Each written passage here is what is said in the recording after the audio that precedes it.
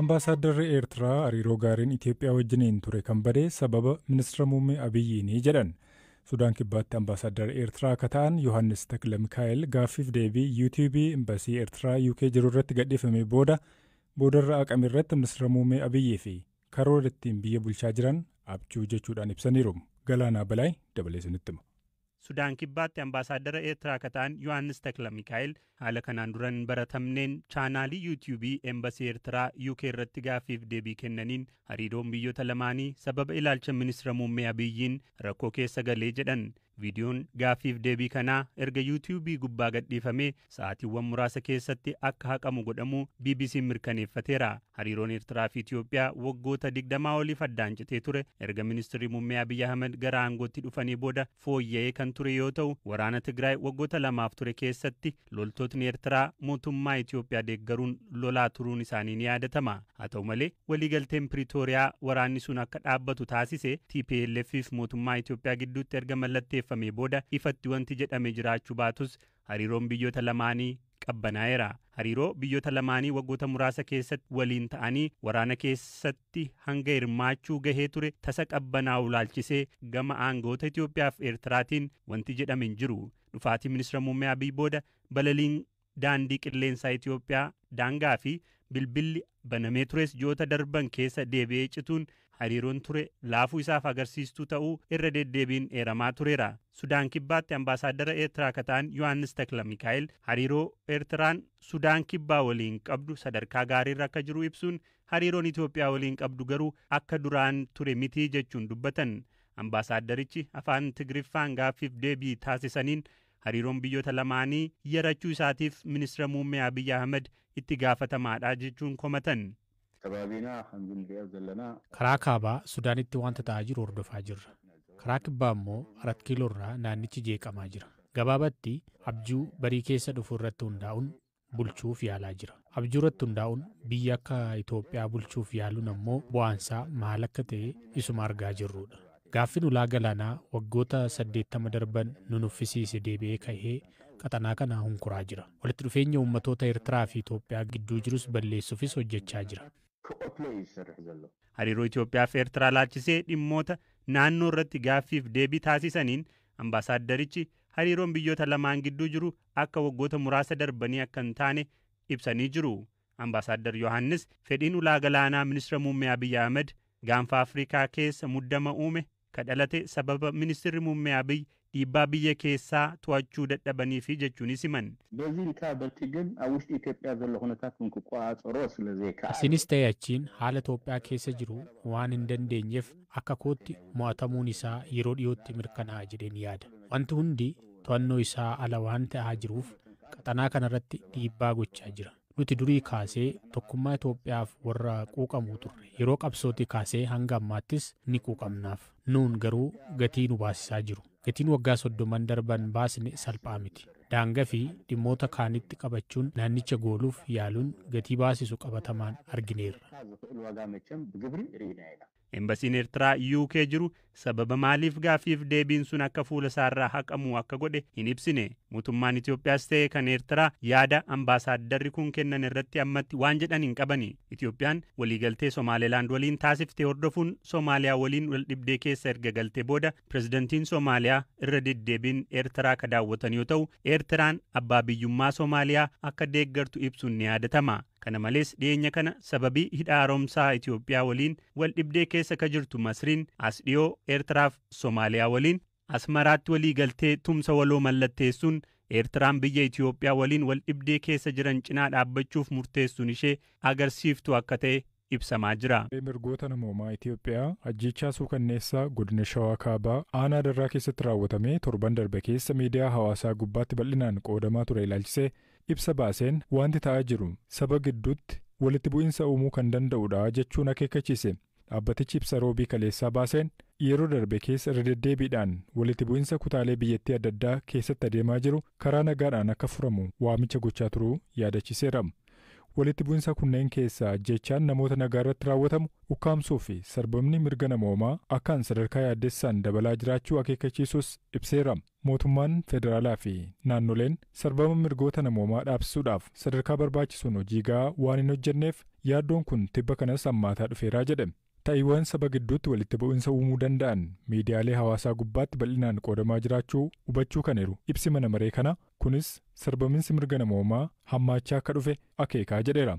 Keessumaa viidiyoo fi suurri aanaa darraa keessatti dargaggoon hidhattootaan qabamee haala suukanneessaadhaan wayitaa ajjeefamu agarsiisu miidiyaa hawaasaa gubbaatti qoodamuu fi kanaanis walqabatee gabaasaaleen hedduun ba'uun haasaan miidiyaalee hawaasaa irratti qoodamaa jirus kan walitti bu'insa uumuudha jedheera. Hawaasa gidduutti jibba kan uumu waan hin taaneefis kan kakaasu ta'uu isaatiin ajjeechaa raawwatamee fi haasaa isa hordofee miidiyaalee irratti qoodamaa jirus nan balaaleffadhaa jedheera. Gama kaaniin qaamni mootummaa dhimmichi ilaallatu xiyyeeffannaa gahaa kennuudhaan akka hordofu kanneen ajjeechaa sana raawwatanii fi kanneen walitti bu'insa akka hammaatu gochuudhaaf hojjetan seeraan itti gaafatamoo gochuu qabaa jedheera. Jaarsoliin biyyaa fi abbootiin amantaas ajjeechaa suukanneessaa raawwatame sanaa fi haasaa walitti bu'insa kakaasan eegasii miidiyaa hawaasaa gubbaatti qoodaman balaaleffatanii itti gaafatamummaan seeraa akka jiraatu ga'ee irraa eegamu akka ba'anis waamicha dhiyeesseera. Naannoo Jubaland Ahmad Muhammad Islaam gara caalu madoobeedhaan beekamu torban kana keessa marsaa sadaffaadhaaf filannoo injifachuun ibsamee ture. Mootummaan federaalaa Somaaliyaa garuu filatamuu madoobee mormee jira. Abbaan alangaa Somaaliyaa atattamaan mana murtii waliigalaatti mannaan akka irratti banamu ajajamee jira. Mootummaan Somaaliyaa loltoota isaa ergeera. Wanti ta'e maali? Ammayyuu taana dabaleessinitti hima. Jalqaba torban kana gaafa filannoo injifachuun isaanii labsame madoobeen asitti ana malee namni biraatti gaafatama qabuun jiru jechuun dubbatan. Haa ta'u malee muddamni jalqabumaa waan jiruuf akka rakkoon mudachuu malu eegama ture. Mootummaan federaalaa Somaaliyaa osoo hin turiin filatamuu isaanii morme. Akkaataan paarlaamaan Jubaland isaan filate seeraan alaa jechuun labse. Marsaa lama oliif Jubaland bulchuu akka hin dandeenye ibse.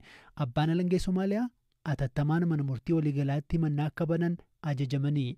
Mootummaan Somaaliyaa loltoota isaa gara Raas Kamboonii magaalaa buufati waraanaa keessa jirutti ergeera. Kunis muddama Jubalandii fi mootummaa federaalaa Somaaliyaa hammaateerra walirra bu'e. Mootummaan federaalaa loltoota kan erge hokkara uumuu fi jechuun dubbatan madoobeen. Gabaasonni biroo immoo Somaaliyaan loltoota kan ergite ergama waraana gamtaa Afrikaa jala ture ofitti fudhachuu fi jedhu.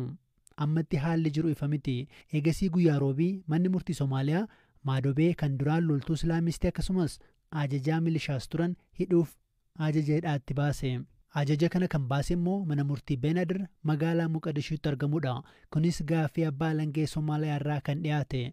Kumaandarii poolisii biyyaalessaa Somaaliyaa Ahmad Muhammad Islaam yookiin immoo madoobee hidhuun mana murtii Benadir akka dhiyeessu ajajamuu ibsa xalayaan ba'e. Madoobeen tokkummaa Somaaliyaa irratti yakka raawwachuun yookiin immoo biyya ganuun himatamuu isaanii AFB'n gabaaseera. Muddamni akkanaa garuu haaraa miti. Bara bulchiinsa Farmaajoos walitti bu'iinsi akkanaa ture jedha. Xiinxalaan BBC'n dubbise. Garuun namaa ajajee dhaabee wal qabatee waan cimee fakkaataa jechuun BBC'tti himani. Xiinxalaan kun madoobeen deeggarsa jabaa qabu jedhu. Guyyaa roobii paarlaamaan Somaaliyaa waa'ee adeemsa filannoo haaraa hojiirra oolchuu irratti mari'atee ture. Ta'us miseensonni paarlaamaa madoobee deeggaran mormii dhageessaniiru. Viidiyoowwan qoodaman paarlaamaa keessa jeequmsi yeroo gabaabaaf itti fufuu mul'isaniiru. Haa ta'u malee mariin itti fufee koomishiniin filannoo miseensota 18 qabuu fi filannoo biyyaalessaa gaggeessuu akka hundaa'u sagalee kenneera. Erga manni murtii Muqadishuu keessa jiru ajaja hidhaa baasee booda manni murtii Jubalandis pirezidantiin Somaaliyaa Hassan Sheikh Mohamud seera cabsuu fi fincila kaasuun himateera. Muddamni mootummaa federaalaa Somaaliyaa fi naannoo Jubaland gidduu hammaate karaa nagaan akka furamu dhaabbati biyyoota gamtoomanii gamtaan Afrikaa akkasumas gamtaan Awurooppaa waamicha taasisaniiru. Waggoota lamaaf Libaanos raasee booda Israa'el fi Hezbollaan dhukaasa dhaabuudhaaf walii galaniiru. Lola kanaan Libaanos keessatti namoonni 3,500 ol ta'an ajjeefamuu ministeerri fayyaa Libaanos ibsee jira. Akka pirezidaantiin Ameerikaa Joo Baayiden gaazexeessitootatti himanitti waliigalteen dhukaasa dhaabuu kun dhaabbataa akka ta'uudhaafis kan qophaa'edha. Akkaataa waliigaltee kanaan maaltu eegama laata? Aslii galgaloo dabaltee isinitti himti. Waliigaltichi diqoo abdii nam kutachiisa.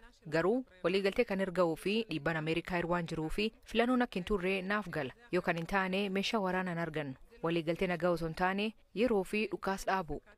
Lolli kuniin Libaanos irratti badii hama geessise. Namoonni 3,500 ol ajjeefamanii namoonni miliyoona 1 ol qe'ee isaaniirra buqqa'an. Kutaaleen biyyattii hedduun haleela qilleensaan digamanii jiru. Waliigalteen kunniin akkamiin hojiirra oola? Haala waliigaltee kanaan Israa'el loltoota isii naannicha keessa baasuu fi guyyoota 60 qabdi. Hizbuulalleen loltoota fi meeshaa waraanaa gara kaabla Gilitaanii kan daangaa Israa'el irraa gara kiiloomeetira 30 fagaatutti godaansisuu qabu. Achis Libanoos loltoota 5,000 gara kibbaatti bobbaasuun Hizbuula bakka buusti. Garuu yoo barbaachisee waraanni biyyattii humnoota Hizbuulaa naannoo sun jiran irratti tarkaanfii fudhachuu hin danda'u kan jedhu irratti gaafiin ka'aa jira.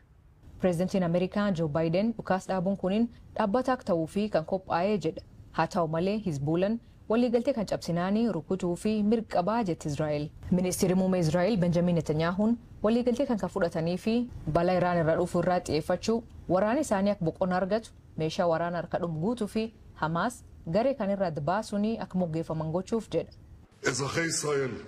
Lammiilee Israa'el injifannoo isiniif waadaa galeera. Injifannoo isinii arganna. Dhabamsiisuu Hamaas ni xumurra. Namoota butaman hunda ni deebifna. Kana booda Gaazaan Israa'el irratti balaa akka hin geessisne ni mirkaneessina.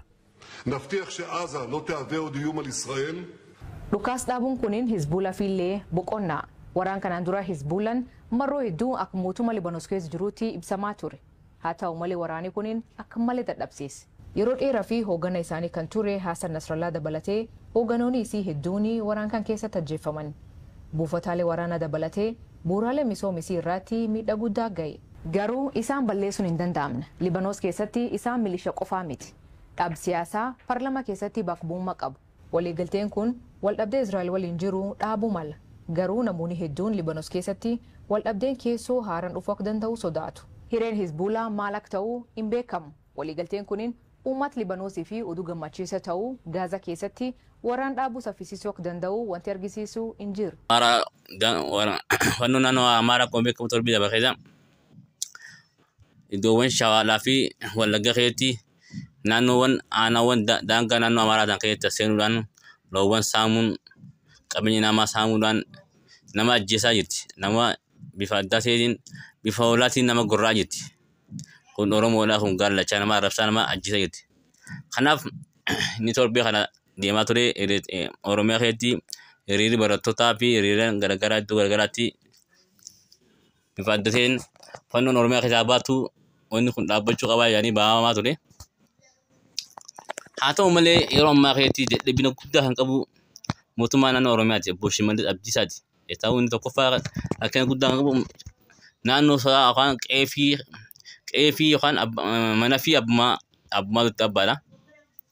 Kanaaf naannoo Oromiyaa akkas waraanii naannoo biraa Oromiyaa keessatti dhufee nama ajjeesee nama tawwaraa deemaa jiru osoo dhaga'uu osoo itti himamaa jiru isinitu waraana bilisummaa Oromoositti gargaaraa jiraa jiruun akka waan harka keessaa qabuuti. Kanaaf namni Oromoodhaaf namni obboleessaa jedhan sila obboleessaanii rifataa. Kanaaf warri Shimallis Abdiisaa nama obboleessaa wajjin dhalatiin fakkaata.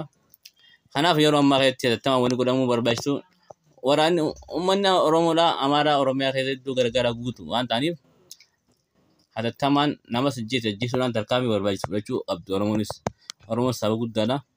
Sabni guddaan hangana kun hiriira beenuudhaa dhaabaa nurraa dhorkaa'uun yaa'u jiru.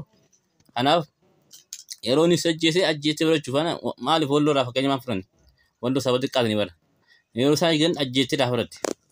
Kanaaf uummanni Oromoo kan kaabaa kan dhiyaa bakka jirtan maratti tokkummaadhaan wal cinaa dhaabbadhaa. Yeroo namni bilisa saba keemiti saba keenyaa dhaabbadhu rooroo hambaa firaa dhorkii ifiif waliin nyaatinaa saree wal nyaattu diina firaan dhorkitu akkuma jaamusan.